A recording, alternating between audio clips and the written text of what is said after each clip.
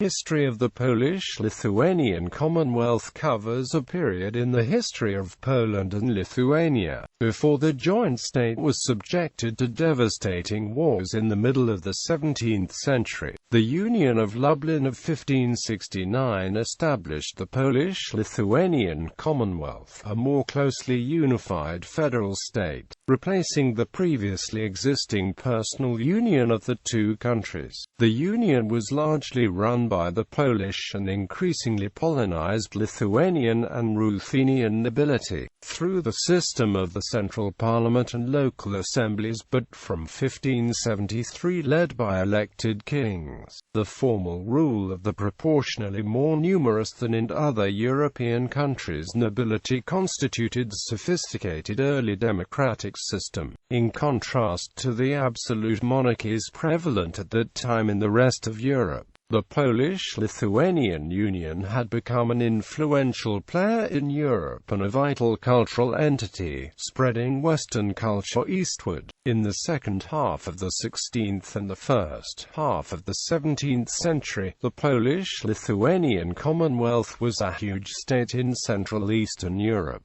with an area approaching 1 million square kilometers. Following the Reformation gains, the Catholic Church embarked on an ideological counter-offensive, and counter-reformation claimed many converts from Protestant circles. Disagreements over and difficulties with the assimilation of the Eastern Ruthenian populations of the Commonwealth had become clearly discernible. At an earlier stage, they manifested themselves in the religious Union of Brest, which split the Eastern Christians of the Commonwealth, and on the military front in a series of Cossack uprisings. The Commonwealth, assertive militarily under King Stephen Bathory, suffered from dynastic distractions during the reigns of the Vasa kings Sigismund III and Vladislav IV. It had also become a playground of internal conflicts, in which the kings, powerful magnates and factions of nobility were the main actors. The Commonwealth fought wars with Russia, Sweden and the Ottoman Empire. At the Commonwealth's height, some of its powerful neighbors experienced difficulties of their own, and the Polish-Lithuanian state sought domination in Eastern Europe,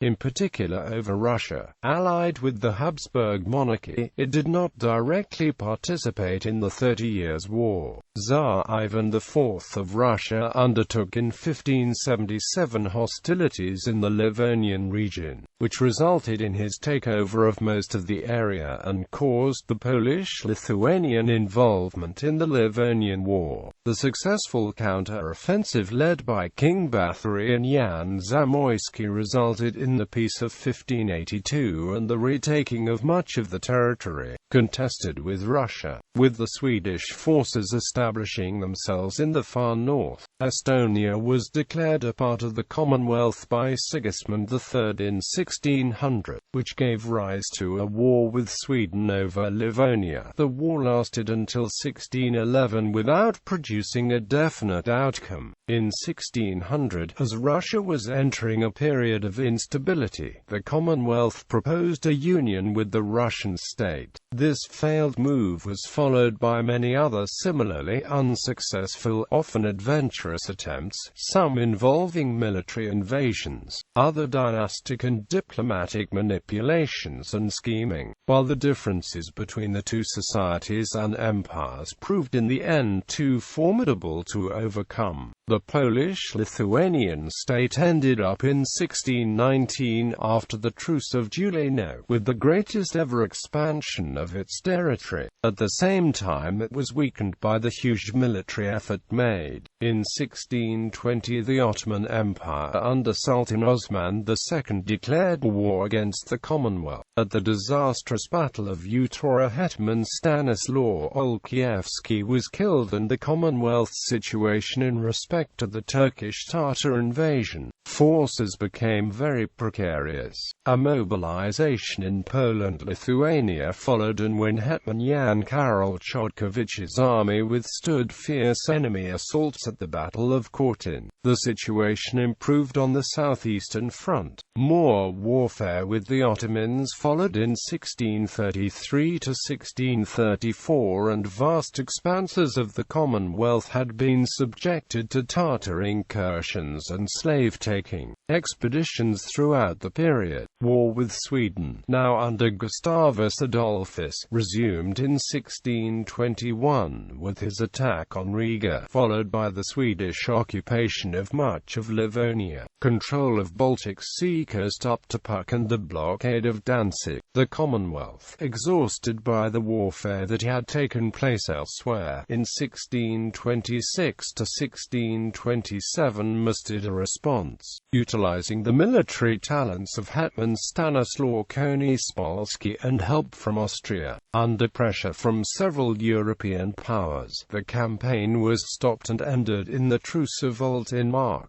leaving in Swedish hands much of what Gustavus Adolphus had conquered. Another war with Russia followed in 1632 and was concluded without much change in the status quo. King Vladislav IV then proceeded to recover the lands lost to Sweden. At the conclusion of the hostilities, Sweden evacuated the cities and ports of Royal Prussia but kept most of Livonia. Courland, which had remained with the Commonwealth, assumed the servicing of Lithuania's Baltic trade. After Frederick William's last Prussian homage before the Polish king in 1641, the Commonwealth's position in regard to Prussia and its Hohenzollern rulers kept getting weaker. Elective monarchy and republic of nobility. At the outset of the Polish-Lithuanian Commonwealth, in the second half of the 16th century, Poland and Lithuania became an elective monarchy, in which the king was elected by the hereditary nobility. This king would serve as the monarch until he died, at which time the country would have another election. This monarchy has been commonly referred to as a rich pospolite or a republic, because of the high degree of influence wielded by the noble classes, often seen as a single non-homogeneous class.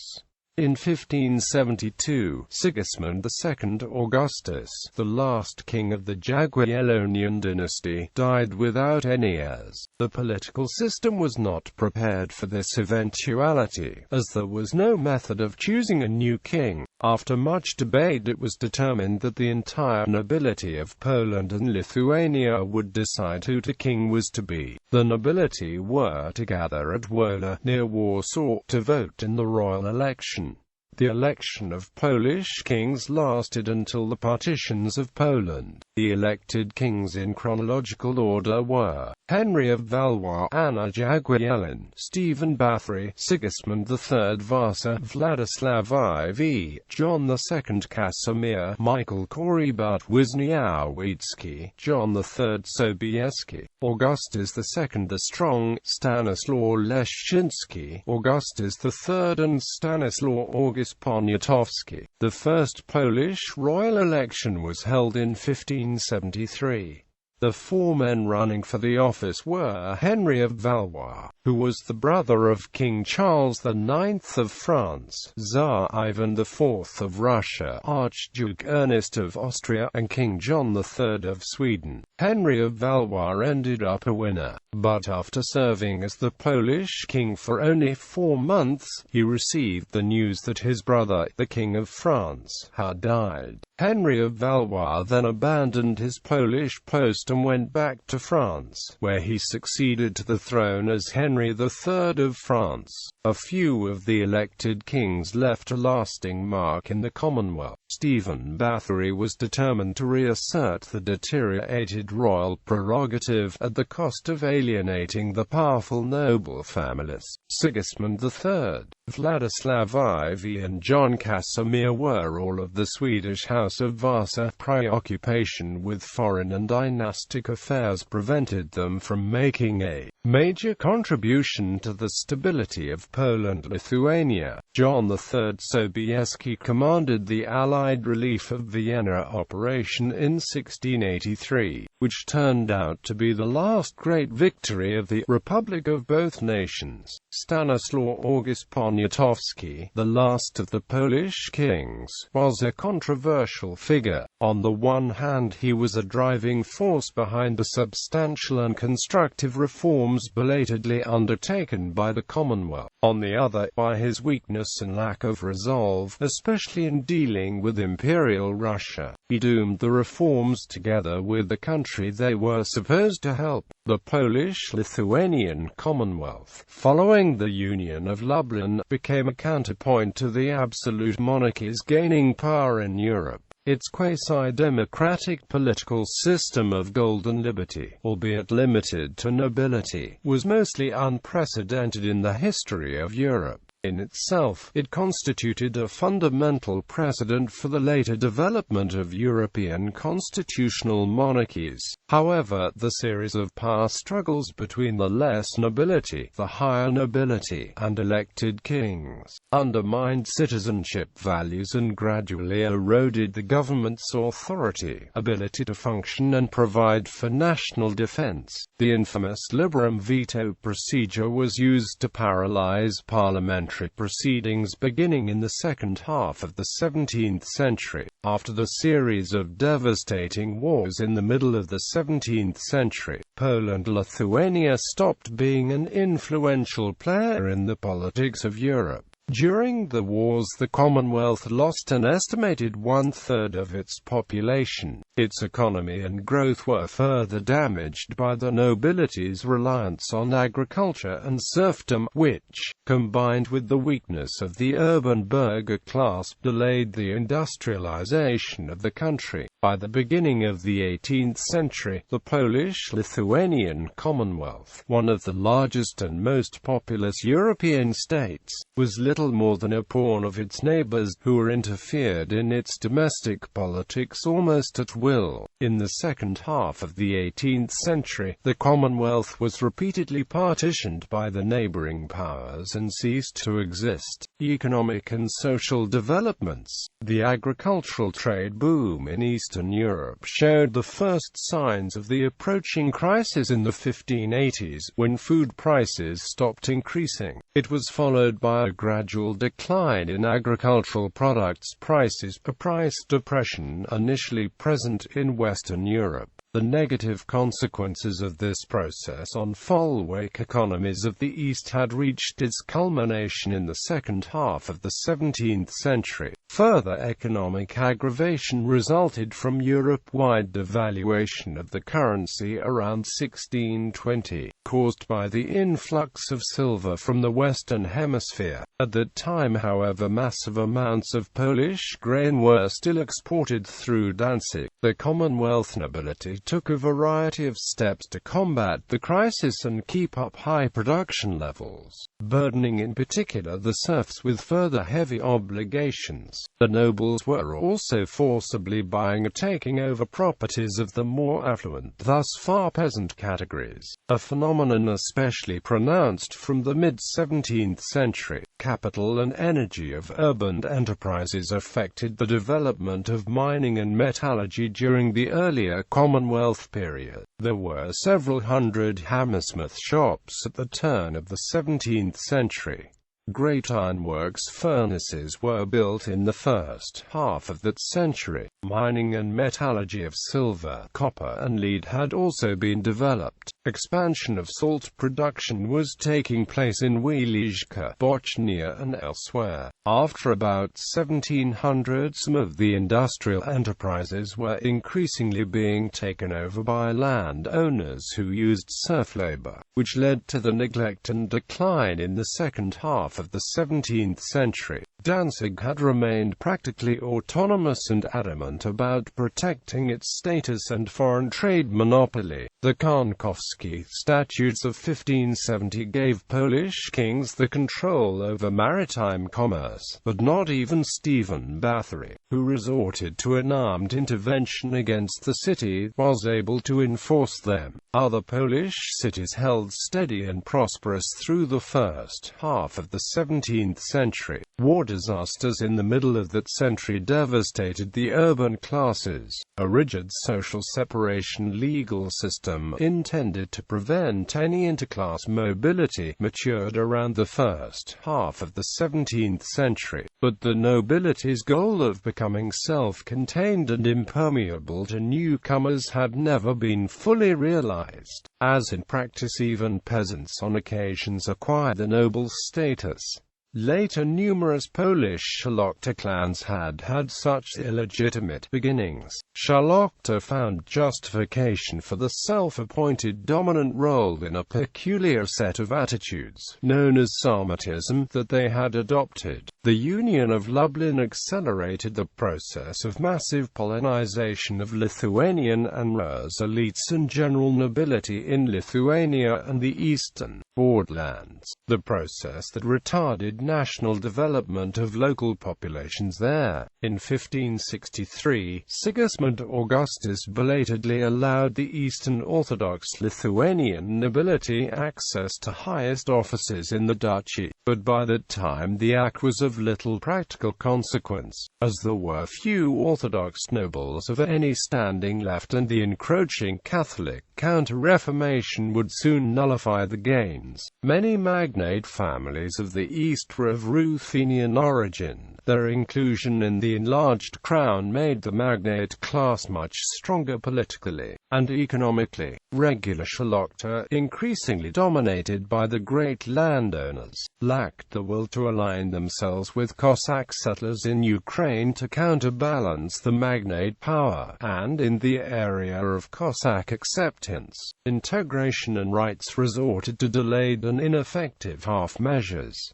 The peasantry was being subjected to heavier burdens and more oppression. For those reasons, the way in which the Polish-Lithuanian Commonwealth expansion took place and developed had caused an aggravation of both the social and national tensions, introduced a fundamental instability into the system, and ultimately resulted in the future crises of the Republic of Nobles, Western and Eastern Christianity, Counter-Reformation, Union of Brest. The increasingly uniform and Polonized Szlachta of the Commonwealth for the most part returned to the Roman Catholic religion, or if already Catholic, remained Catholic in the course of the 17th century. Already the Sandomierz Agreement of 1570, which was an early expression of Protestantarianism later prominent in Europe and Poland, had a self-defensive character, because of the intensification of Counter-Reformation pressure at the time. The agreement strengthened the Protestant position and made the Warsaw Confederation religious freedom guarantees in 1573 possible. At the heyday of Reformation in the Commonwealth, at the end of the 16th century, there were about 1,000 Protestant congregations,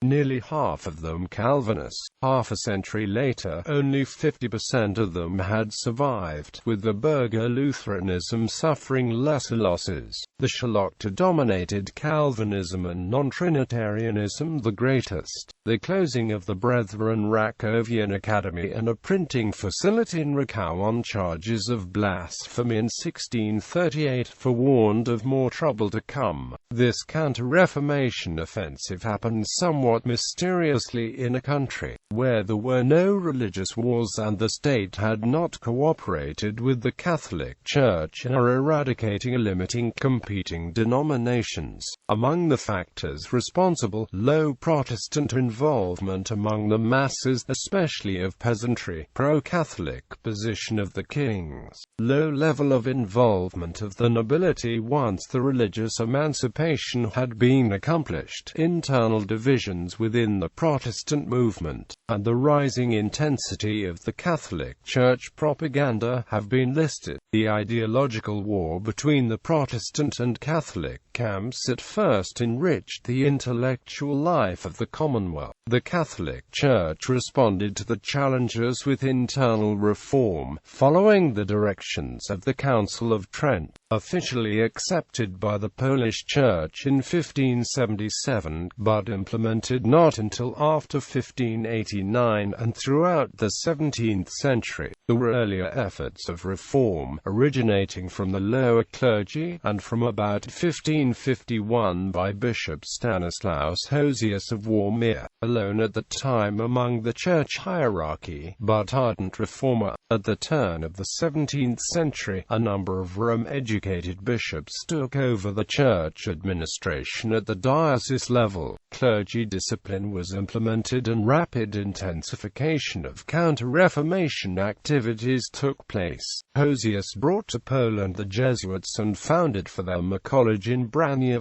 in 1564. Numerous Jesuit educational institutions and residencies were established in the following decades, most often in the vicinity of centers of Protestant activity. Jesuit priests were carefully selected, well-educated, of both noble and urban origins. They had soon become highly influential with the royal court, while working hard within all segments of the society. The Jesuit educational programs and counter-reformation propaganda utilized many innovative media techniques, often custom-tailored for a particular audience on hand, as well as time-tried methods of humanist instruction. Preacher Piotr Skarga and Bible translator Jakub Wójcik count among prominent Jesuit personalities. Catholic efforts to win the population countered the Protestant idea of a national church with Polonization, or nationalization of the Catholic Church in the Commonwealth, introducing a variety of native elements to make it more accessible and attractive to the masses.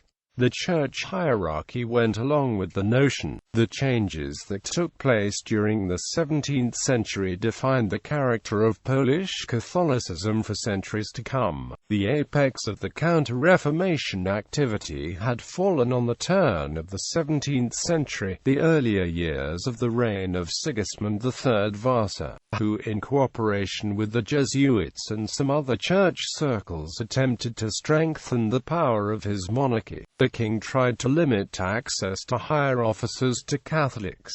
Anti-Protestant riots took place in some cities. During the Sandomierz Rebellion of 1606, the Protestants supported the anti-king opposition in large numbers. Nevertheless, the massive wave of Szlachta's return to Catholicism could not have been stopped. Although attempts were made during the common Protestant Orthodox congregations in Torun in 1595 and in Vilnius in 1599, the failure of the Protestant movement to form an alliance with the Eastern Orthodox Christians, the inhabitants of the eastern portion of the Commonwealth, contributed to the Protestants' downfall. The Polish Catholic establishment would not miss the opportunity to form a union with the Orthodox, although their goal was rather the subjugation of the Eastern Rite Christians to the Pope and the Commonwealth's Catholic centers of power. The Orthodox establishment was perceived as a security threat, because of the Eastern Rite bishops' dependence on the Patriarchate of Constantinople at the time of an aggravating conflict with the Ottoman Empire, and because of the recent development, the establishment in 1589 of the Moscow Patriarchate. The Patriarchate of Moscow then claimed ecclesiastical jurisdiction over the Orthodox Christians of the Polish-Lithuanian Commonwealth, which to many of them was a worrisome development, motivating them to accept the alternate option of union with the West. The union idea had the support of King Sigismund III and the Polish nobility in the East. Opinions were divided among the church and lay leaders of the Eastern Orthodox faith. The Union of Brest Act was negotiated and solemnly concluded in 1595 to 1596.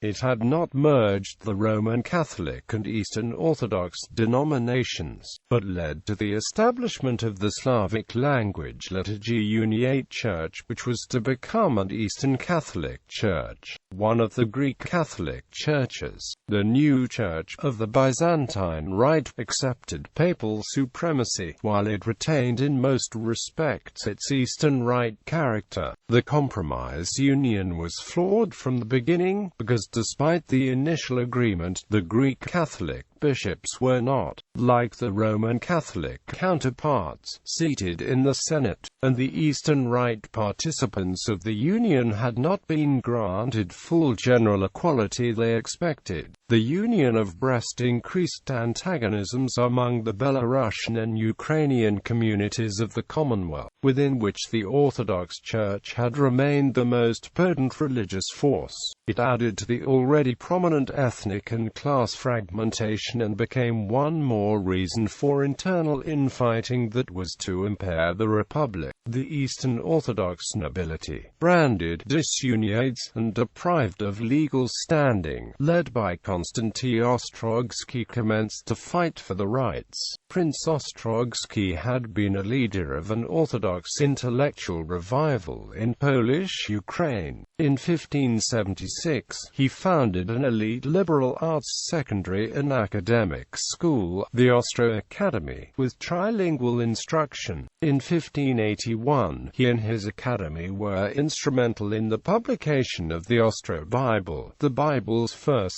scholarly Orthodox Church Slavonic edition. As a result of the efforts, parliamentary statutes of 1607, 1609 and 1635 recognized the Orthodox religion again as one of the two equal Eastern churches. The restoration of Orthodox hierarchy and administrative structure proved difficult and was officially done only during the reign of Vladislav IV. Vladislav, facing the Cossack rebellions, put an end to decades of efforts aimed at using the Uniate Church as an instrument of attempted elimination of the Orthodox religion. By that time many of the Orthodox nobles had become Catholics, and the Orthodox leadership fell into the hands of townspeople and less nobility organized into church brotherhoods. And the new power in the East, the Cossack warrior class, Metropolitan Peter Mogler of Kiev, who organized an influential academy there, contributed greatly to the rebuilding and reform of the Orthodox Church. The Uniate Church created for the Ruthenian population of the Commonwealth, in its administrative dealings gradually switched to the Polish language use. From about 1650, the majority of the Church's archival documents generated were in the Polish rather than in the otherwise used Ruthenian language.